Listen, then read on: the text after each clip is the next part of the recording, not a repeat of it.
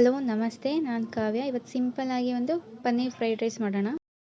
ಮೊದಲಿಗೆ ನಾನಿಲ್ಲಿ carrot, capsicum ಮತ್ತು ಪನ್ನೀರು, ಬೀನ್ಸು ಮತ್ತು ಕೋಸನ್ನ ಹಚ್ಚಿಟ್ಕೊಂಡಿದ್ದೀನಿ. ಈರುಳ್ಳಿ, ಶುಂಠಿ ಬೆಳ್ಳುಳ್ಳಿ ಮತ್ತು ಕೊತ್ತಂಬರಿ.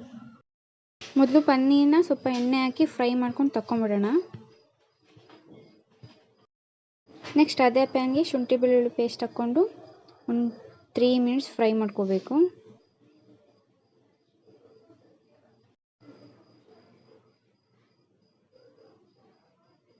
ನೆಕ್ಸ್ಟ್ ಅದಕ್ಕೆ ಸ್ವಲ್ಪ ಈರುಳ್ಳಿ ಹಾಕಿ ಫ್ರೈ ಮಾಡೋಣ.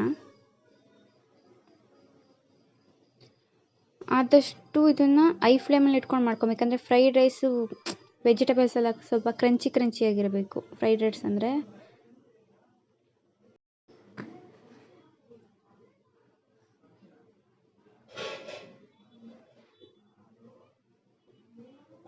ನೆಕ್ಸ್ಟ್ ಅದಕ್ಕೆ ಕ್ಯಾರೆಟ್ ಹಾಕಿ ಫ್ರೈ ಮಾಡೋಣ. ಸ್ವಲ್ಪ ಸೀದೋಗ್ಬಿಟ್ಟಿದೆ, ನನ್ನ ಮಗ ಎದ್ಬಿಟ್ಟ, ಸೊ ಓಡೋಗಿದ್ದೆ. ಕ್ಯಾರೆಟ್ ಹಾಕಿ ಫ್ರೈ ಮಾಡೋಣ. ಒಂದು 2 ಮಿನಿಟ್ಸ್ ಅಷ್ಟೇ ಎಲ್ಲ ಫ್ರೈ ಮಾಡಬೇಕು.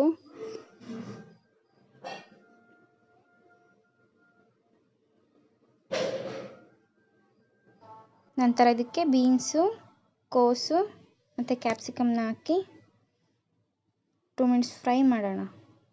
ಐ ಫ್ಲೇಮಲ್ಲಿ ಫ್ರೈ ಮಾಡಬೇಕು, ಯಾಕಂದರೆ ಈ ವೆಜಿಟೇಬಲ್ಸ್ ಕ್ರಂಚಿಯಾಗಿರಬೇಕಲ್ಲ.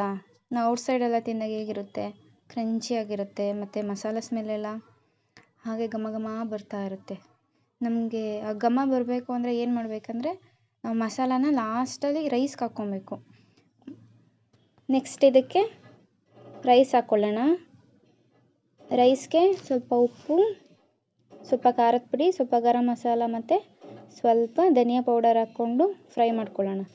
ಯಾಕಂದರೆ ನಾನು ನನ್ನ ಮಗಂಗೆ ಕೊಡೋದ್ರಿಂದ ಸೋಯಾ ಸಾಸು ಮತ್ತು ಟೊಮೊಟೊ ಸಾಸೆಲ್ಲ ಹಾಕಲ್ಲ.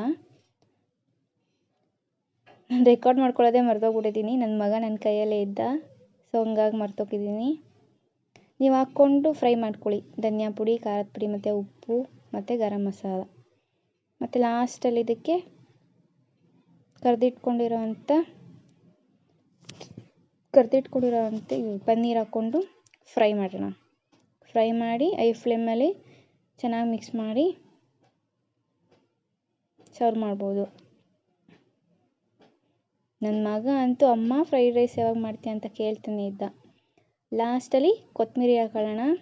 ಕೊತ್ತಂಬರಿ ಹಾಕ್ಕೊಂಡು ಮಿಕ್ಸ್ ಮಾಡಿ ತಿನ್ನೋದು. ನೋಡಿ, ನನ್ನ ಮಗಂಗೆ ಕೊಟ್ಟಿದ್ದೀನಿ, ಚೆನ್ನಾಗಿದೆ ಅಂತ ಹೇಳ್ತಿದ್ದಾನೆ.